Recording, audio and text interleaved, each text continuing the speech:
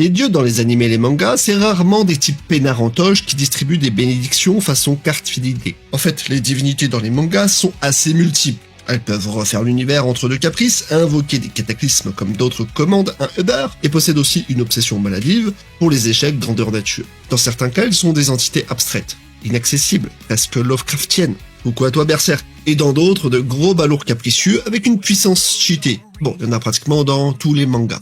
Mais surtout, ils ne sont jamais neutres. Les dieux dans les mangas ont toujours un rôle à jouer. Soit ils testent l'humanité, soit ils la punissent, soit ils en tombent amoureux avant de la détruire parce que c'est compliqué. Bref, ils sont à la fois symboles de pouvoir ultime et outils narratifs pour confronter les héros à l'inatteignable, à l'injustice ou à un destin lui-même. Et des dieux, eh bien, il y en a plein dans les animés et de toutes formes, et c'est ça qui est intéressant. C'est pourquoi je comptais vous parler des meilleurs dieux. Et on commence tout de suite par, d'une certaine manière, les plus évidents. Alors, comment parler des dieux dans les mangas sans s'arrêter un instant sur Death Note? Parce qu'au fond, Ryuk, c'est peut-être le plus réaliste de tous. Un dieu qui s'ennuie. Pas de justice, pas de punition divine, pas de mission sacrée, hein.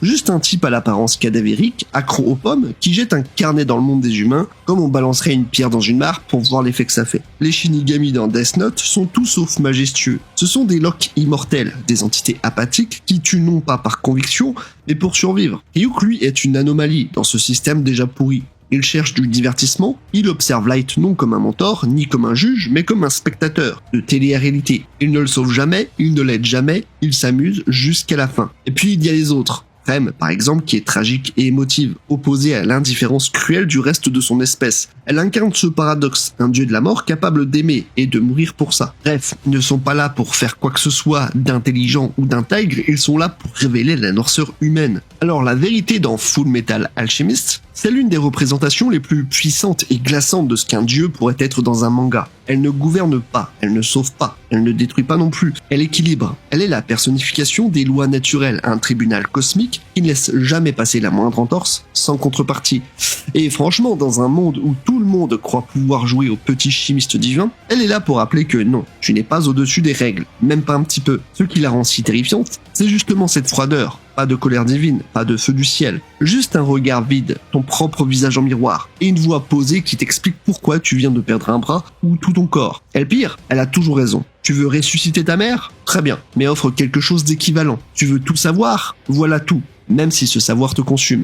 Elle incarne la limite, l'arrogance humaine confrontée au mur du réel. Pas un mur qu'on peut grimper, hein. Un mur en béton, lisse, sans prise. Et si tu t'obstines, elle ne te repousse pas, elle te prélève. Parce que dans cet univers, toute tentative d'outrepasser l'ordre naturel se paye au centime près. Elle est l'addition. Très salée d'ailleurs, mais elle est l'addition. Arceus, dans l'univers de Pokémon, c'est littéralement le dieu avec un grand D. Pas une métaphore, pas un titre symbolique. Il est présenté comme le créateur de l'univers, de l'espace, du temps, de la matière, des émotions. Bref, tout ce qui permet à Sinnoh, et le reste du monde dans Pokémon, d'exister. Dans le lore, il aurait façonné Dialga, Palkia et Giratina, puis leur aurait confié les grands piliers de la réalité, rien que ça. Mais ce qui rend Arceus intéressant, au-delà de son statut divin, c'est cette tentative de faire cohabiter une entité omnipotente avec un monde où les enfants lancent des Pokéballs sur des dieux comme s'ils capturaient un roucoule. Ça crée une dissonance presque comique. D'un côté, on te dit que c'est l'alpha originel, et de l'autre, tu peux littéralement l'endormir avec un rond doudou et le capturer avec une hyperball. Bon.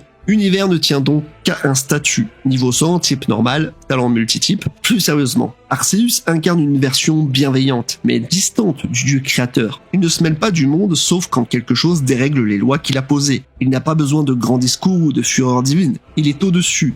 Il est à la fois le point de départ, la fondation, et le juge silencieux d'un monde qui continue sans lui. Un peu comme s'il s'était retiré après avoir lancé la partie. L'anti-spirale dans Tengen Toppa Gurren Lagann, c'est pas juste un antagoniste. C'est une réponse brutale à l'optimisme cosmique de la série. Là où Simon et les siens prêchent l'évolution infinie, le dépassement de soi, le pouvoir de la volonté qui brise les étoiles, l'antispirale incarne la peur de ce que cette progression pourrait engendrer, l'anéantissement absolu. Il n'est pas maléfique au sens traditionnel. Il est tragique, terrifié par l'idée que la croissance exponentielle des spirales puisse aboutir à un effondrement de l'univers. Alors il fait ce que ferait n'importe quel parano mégalomane cosmique. Il annihile toute forme de libre arbitre et d'évolution pour préserver le vide. Mais ne vous y trompez pas, Niveau puissance, il explose tous les compteurs. Il manipule la matière, le temps, les dimensions, les esprits. Il combat dans un univers abstrait où les lois de la physique sont juste des suggestions. Il lance des galaxies comme si c'était de simples cailloux.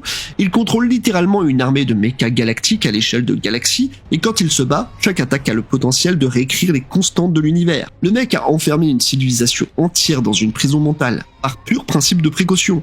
Et pourtant son plus grand pouvoir, c'est l'idéologie. Il gagne par résignation, en ôtant l'espoir. C'est un dieu nihiliste, un mur noir dressé face à la volonté humaine. Si Simon et ses alliés sont une promesse, l'antispirale est la mise en garde. Oui, tu peux viser les étoiles, mais tu pourrais bien te consumer en y arrivant. Dieu, dans One Punch Man, c'est ce qu'on obtient quand une entité cosmique se prend pour Lovecraft avec des pouvoirs divins. Contrairement aux autres dieux des animés qui balancent des éclairs ou des leçons de morale, lui, il agit dans l'ombre façon virus idéologique. Il se faufile dans les esprits, il attend que tu sois brisé, désespéré, au fond du trou, et là, il te tend la main, une main qu'il ne faut surtout pas saisir. Ce qu'on sait, c'est qu'il n'a pas vraiment de forme. Parfois une silhouette humanoïde faite de chair et d'os sans visage. Parfois un visage impossible à regarder. Parfois juste une présence qui dépasse les lois de l'univers. Il se manifeste à travers des cubes mystérieux, distord la réalité autour de lui, arrête le temps, traverse les dimensions et choisit ses pions comme un joueur d'échecs blasé sur une partie cosmique. Homeless Emperor, Psychos, Orochi et surtout Garou, tous ont reçu son pouvoir. Mais ce cadeau a un prix. S'il te retire sa bénédiction, tu exploses. Aucun savent, et il agit avec une logique qui frôle le darwinisme nihiliste.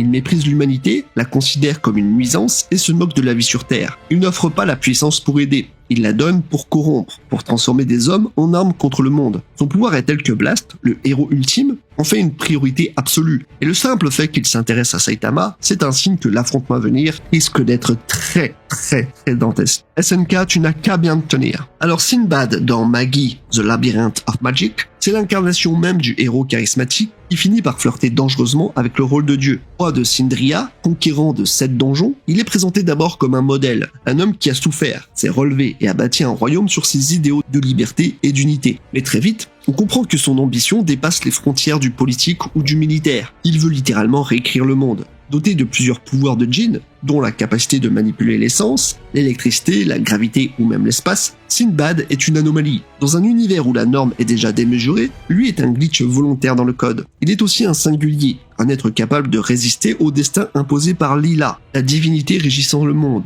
Et c'est là que ça devient vertigineux. Sinbad refuse l'ordre établi, il rejette les dieux, le destin, les structures célestes, et veut imposer sa propre vérité. Il fonde alors l'organisation Almatoran, et finit par accéder à l'espace sacré, devenant littéralement l'égal d'un dieu. Mais ce n'est pas la victoire qu'il définit, c'est son glissement moral. À force de vouloir sauver le monde, il s'en éloigne, il ne tombe pas, il s'élève trop haut. Sinbad, c'est Icare dans un monde d'alchimie et de djinn, le génie qui voulait offrir la paix en sacrifiant le libre arbitre. Bon, Zeno, c'est censé être l'un des personnages les plus intéressants de Dragon Ball Super, en tout cas le plus puissant, ça c'est sûr. Le roi absolu de tout, le gars qui peut effacer des univers en claquant des doigts. Un concept fascinant, en tout cas sur le papier, parce qu'en réalité, c'est un gosse attardé avec la voix d'un Tamagotchi et très exaspérante. Même pas envie d'en parler sérieusement. Il est fort, oui, mais il est aussi tellement vide. Vide comme les promesses pour Dragon Ball Daima d'ailleurs. Aucun charisme, aucune logique, juste un bouton dilette qui rigole en mode Pikachu sous crack. Bref, Zeno c'est un peu Thanos croisé avec un Happy Meal, sauf qu'il a plus tenu de sa mère que de son père. Bref, il est fort oui, mais intéressant pas du tout. Le Shinra Bonshoman dans Fire Force, c'est l'équivalent d'une révélation biblique passée à la moulinette shonen. Il ne s'agit pas d'un simple pouvoir, c'est littéralement la conscience universelle, la somme de toute la connaissance, de tout le vivant, du passé, du futur, et même des volontés. Celui qui le détient devient une passerelle entre le tangible et l'immatériel. Un être connecté à tout, mais sans forcément être capable de le contenir. Et dans le cas de Shinra, c'est justement cette tension entre l'humain et le divin qui rend ce pouvoir fascinant. Mais attention, on est loin du cliché du héros qui devient dieu façon fin de Bleach. Shinra Bonshoman est une fusion d'élévation spirituelle, de concepts métaphysiques et de pure absurdité cosmique. Il permet littéralement à Shinra de réécrire la réalité à sa guise. Le mec efface des lois naturelles comme s'il corrigeait une faute de frappe. Il ressuscite des gens, altère le passé et combat non plus pour vaincre, mais pour refonder l'ordre cosmique. Ce pouvoir transcende le combat, il devient une réflexion sur la création, sur le poids de porter toutes les âmes, toutes les douleurs. Le Shinra Bonshoman, c'est un peu l'anti-Zeno, tout puissant, mais ancré dans une volonté humaine, avec une vraie identité, une direction, un sens. C'est le moment où Fire Force dépasse le simple délire pyromane pour devenir une fresque mystique sur l'âme et la mémoire collective. Adenius, oui, c'est son vrai nom, révélé un peu tardivement dans l'anime comme une update patch 1.99. C'est le fameux roi des âmes dans Bleach, une entité supposée toute puissante, omnisciente, pilier cosmique de l'univers. Et pourtant, un pauvre tronc suspendu comme une marionnette grotesque sans bouche pour crier à l'absurde de son sort. En réalité, Admeus n'est pas un souverain, mais un sacrifice cosmique. Un être divin scellé et mutilé par les Shinigami eux-mêmes pour maintenir l'équilibre entre les mondes. Pas parce qu'il était maléfique ou incontrôlable, mais parce que son corps devait devenir le clou rouillé qui empêche les dimensions de s'effondrer les unes sur les autres. C'est littéralement un dieu cloué sur la réalité, réduit au rôle d'écarteur dimensionnel. Et là, on dépasse l'humiliation quand même. C'est la crucifixion mystique. Son pouvoir incommensurable. Yubaba, qui lui-même est un gouffre à Ryuku, manque de se faire disloquer en l'absorbant. Ses membres arrachés, cœur, bras droit, bras gauche, sont tellement cheatés qu'ils deviennent des boss à part entière. Et pourtant, l'ironie est totale. Cette entité omnipotente, capable de tout voir, d'anticiper l'avenir, de créer la vie et la mort, est maintenue dans un état de paralysie permanente par ceux qu'il soutient malgré lui. Annius, c'est le dieu poupée, l'œil omniscient sacrifié par pragmatisme, un créateur devenu outil. Et dans Bleach, c'est peut-être le personnage le plus tragique. Il a tout vu, sauf la fin qu'on lui a réservée. Ou alors il l'a peut-être vu et il s'est laissé faire. Mais dans ce cas, c'est encore plus con. Alors, j'aurais pu parler de Kaguya Otsutsuki, mais honnêtement, elle pop un peu comme ça par hasard et elle n'est pas très intéressante non plus. Certes, c'est la mère du chakra, mais au-delà de ça, y a pas grand chose à dire. Non, je préfère parler de Shibai Otsutsuki, qui est l'ombre divine qui plane au-dessus de Boruto sans jamais vraiment se montrer. On sait très peu de choses sur lui, et pourtant, il écrase toute l'échelle de puissance de la franchise d'une seule phalange. Selon les dires d'Amado et les observations de Momoshiki, Shibai n'est pas seulement un membre du Otsutsuki, il en est littéralement le dieu. Donc le dieu des dieux en fait. Pas un titre pompeux, mais une divinité réalisée par des siècles de renaissance via les kamas et l'absorption frénétique de fruits du chakra, jusqu'à transcender le corps, le temps et la logique même. Ces techniques, appelées Shinjutsu, relèvent de la pure absurdité divine. Créer des tempêtes d'un geste, faire tomber la foudre d'un hurlement, voyager instantanément via des portails noirs ou refléter automatiquement toute attaque, il peut même remodeler la réalité selon ses désirs par l'omnipotence. Mais ce qui le rend vraiment terrifiant, c'est son absence. Shibai a atteint un tel niveau qu'il a jeté son corps comme une vieille enveloppe inutile et s'est barré dans une dimension supérieure. Ce dieu ne règne même plus, il est ailleurs, hors jeu, inatteignable. Son cadavre seul suffit à déclencher une guerre d'héritage technologique, et son ADN injecté par Amado dans des cobayes donne parfois des pouvoirs divins, au hasard, comme si on distribuait des stands avec des disques par exemple. Bref, pour moi c'est un très bon mythe, parce que comme tout bon mythe, ce qui fait sa puissance, c'est justement ce qu'on ne sait pas. Le chaos dans Seven Deadly Sins, c'est le niveau final du délire mythologique. Ni démon, ni dieu, ni fée, ni géant, c'est l'origine, la force primordiale qui a enfanté les déesses. Les démons, le clan des fées, celui des géants, et même le monde lui-même. Là où les autres entités se battent pour dominer, le chaos est ce qui précède tout ordre. Une entité amorphe, sauvage, imprévisible, qui incarne à la fois la création, la destruction, et ce qui échappe à toute logique. Ce pouvoir dormant fut scellé par les déesses et les démons de peur qu'ils ne réduisent leur fragile équilibre cosmique à néant. Mais quand Arthur Pendragon devient son hôte, la donne change. Il ne reçoit pas juste un pouvoir, il devient littéralement le roi du monde narratif, capable de remodeler la réalité à son bon vouloir. Il peut faire apparaître des créatures sorties d'un cauchemar ou d'un conte, effacer la logique même de l'univers. Il est l'auteur devenu un personnage, et inversement. Mais le chaos, ce n'est pas un outil. C'est une volonté propre, erratique, qui teste Arthur autant qu'elle lui offre du pouvoir. Loin d'être un simple boss final, c'est une force littéralement au-delà du bien et du mal. Un rappel que l'univers n'a jamais été juste, il a littéralement été chaotique depuis le début. Bien sûr, impossible de ne pas parler des dieux dans les mangas sans évoquer Valkyrie Apocalypse. Véritable défouloir mythologique où chaque panthéon vient poser ses muscles et son ego sur le ring. Ici, les dieux ne sont pas des figures lointaines et abstraites, ce sont des divas cosmiques, dopées au charisme et à la testostérone divine, prêtes à réduire l'humanité en cendres, à moins qu'elle ne gagne 7 combats en 13 manches. Oui, c'est absurde, mais putain qu'est-ce que c'est bon.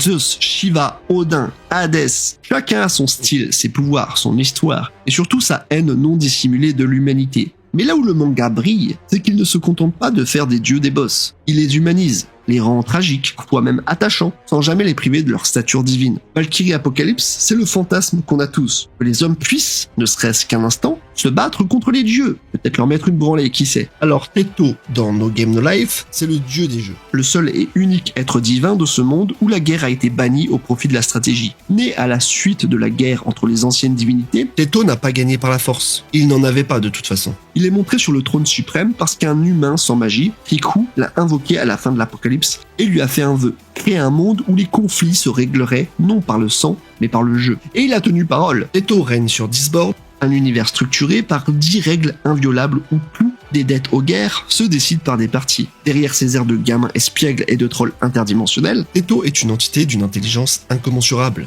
Omniscient, capable de manipuler la réalité, tant que cela ne contredit pas les règles qu'il a lui-même posées. Ce qui le rend fascinant, c'est qu'il n'agit presque jamais directement. Il observe, teste, provoque, il est le maître de la partie, pas un joueur. Quand il décide de se montrer, c'est pour poser les bonnes questions. Que vaut une victoire sans défi ? Peut-on vraiment changer le monde par le jeu ? Bref, c'est un personnage qui aurait facilement sa place dans Yu-Gi-Oh par exemple, où tout se règle par les jeux, ou dans Kengan Ashura, pourquoi pas. Au final, les dieux dans les mangas ne sont pas là pour faire joli dans le décor céleste.